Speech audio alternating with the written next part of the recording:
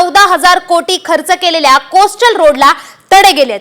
Coastal रोडला तडे गेल्यामुळे हाजी अली ते वरळी पर्यंतच्या रोडवर पॅच वर्क करण्यात आले। पॅच वर्क केलेला व्हिडिओ व्हायरल झालाय। पीएमओ कडून तत्काळ याची दखलही घेण्यात आली आहे। सरकारनेही बीएमसी कडून स्पष्टीकरण मागितलंय। तर थेट जाऊयात कोस्टल रोडवर। त्या ठिकाणी आमचे प्रतिनिधी गिरीश कांबळे उपस्थित आहेत, त्यांच्याकडूनच अधिकची माहिती घेऊयात। मुंबईकरांसाठी महत्त्वाकांक्षी असलेला कोस्टल रोड आता मात्र पॅचवर्कने भरलेला आपल्याला पाहायला मिळतोय। या ठिकाणी आपण बघतोय की संपूर्ण रस्त्यांवर भेगा पडल्यामुळे या ठिकाणी पॅचवर्क करण्यात आलेले आहे आणि या संदर्भातील व्हिडिओ मागील 2-3 दिवसांपासून प्रचंड व्हायरल झाला आणि या व्हिडिओची दखल पीएमओने घेतली आणि या बांधकामावर देखील पीएमओने गंभीर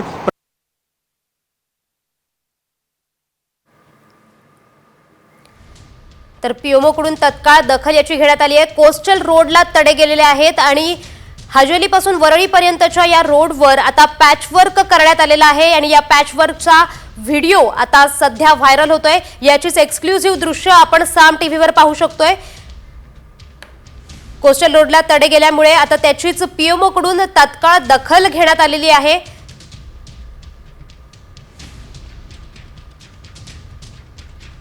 तर 14,000 कोटी रुपयात तयार झालेल्या कोस्टल रोडवर आता तडे गेलेत।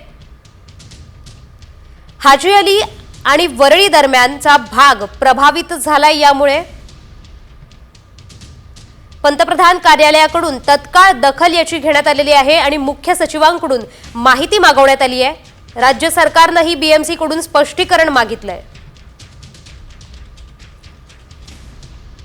कोस्टल रोडवर आधी गळती आणि आता तडे गेल्याचं समोर आलंय। तर कोस्टल रोडवर तडे गेल्याची एक्सक्लुझिव्ह दृश्य आपण साम टीव्हीवर पाहतोय। तर ह्याच कडून आता याच संदर्भात पीएमओ कडून सुद्धा तत्काळ याची दखल घेण्यात आली आहे। सरकारनेही बीएमसी कडून स्पष्टीकरण मागितलेलं आहे।